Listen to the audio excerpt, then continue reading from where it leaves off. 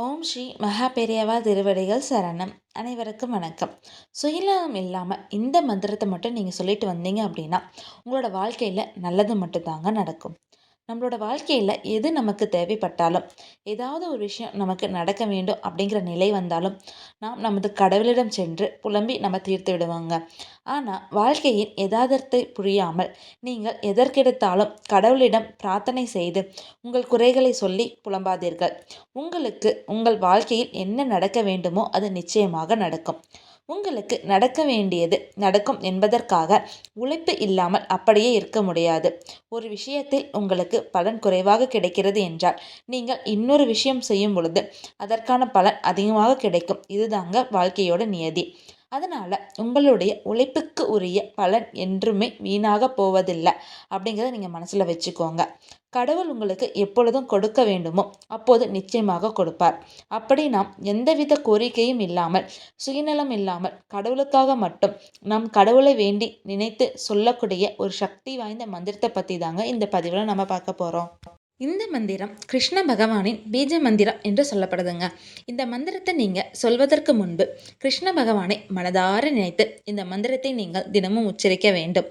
அந்த மந்திரம் என்னன்னு பார்த்தீங்க அப்படின்னா, ஓம் ஹீம் ஸ்ரீம் க்ளீம் கிருஷ்ணாயை கோவிந்தாயை ஸ்வாக.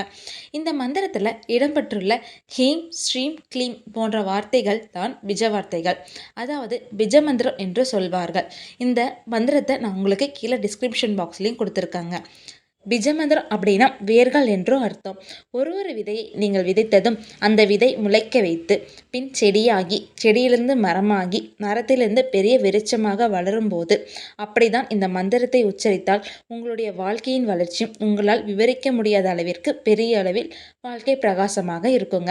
இந்த பிஜமந்திரத்தை எப்போது சொல்ல வேண்டும் என்றால் அதிகாலை 4 மணியிலிருந்து காலை 9 மணிக்குள் இந்த மந்திரத்தை உங்களுக்கு சௌகரியமாக இருக்கும் நேரத்தில் தனியாக ஒரு இடத்துல அமர்ந்து சொல்ல தொடங்குங்கள். இந்த மந்திரத்தை நீங்கள் உச்சரிக்கும் போது எக்காரணம் கொண்டும் தெற்கு திசையை நோக்கி உட்காரக்கூடாது. இந்த மந்திரத்தை உச்சரிக்க ஆரம்பித்த பின் ஒரு நாளைக்கு குறைந்தது 27 முறையாவது உச்சரிக்க வேண்டுங்க. அதே போல காலையில் உங்களுக்கு இந்த மந்திரத்தை உச்சரிப்பதற்கு நேரம் ஏதுவாக இல்லை அப்படிங்கிறவங்க மாலையில் சூரியன் மறையும் நேரத்தில், அதாவது 6 மணியிலிருந்து இரவு 10 மணிக்குள்ள மந்திரத்தை சொல்லலாங்க.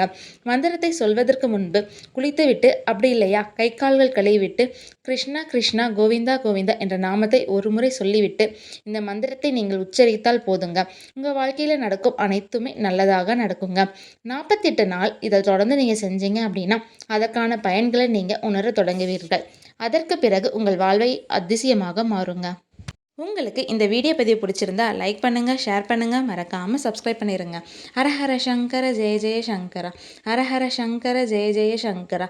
ஓம் ஸ்ரீ மகா பெரியவா திருவடிகள் சரணம். அனைவருக்கும் நன்றி.